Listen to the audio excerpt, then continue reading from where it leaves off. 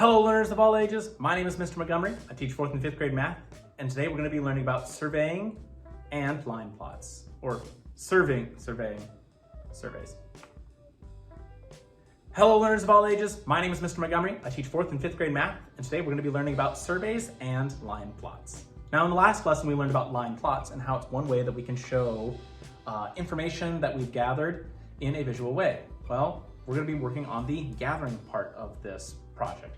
A survey is basically when you ask somebody or someone else asks you a question and they want to figure out the data of that question. So for example, my question was, well, how many cousins do you have? Okay, so in one category I have the number of cousins in a family.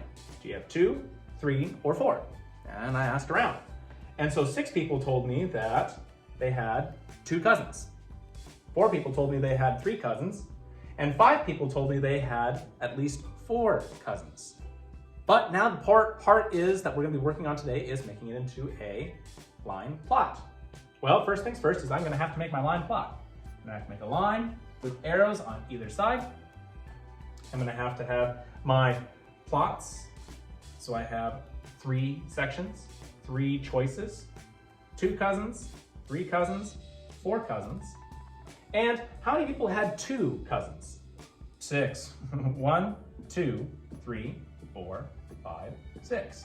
How many people had 2 cousins? 4. 1, 2, 3, 4. How many people had 4 cousins? 5.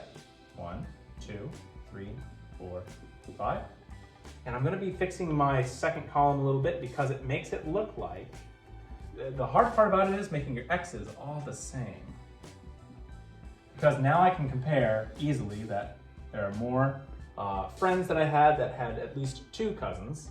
The least amount is 3 cousins, but I'm missing something here. What am I missing on my line plot?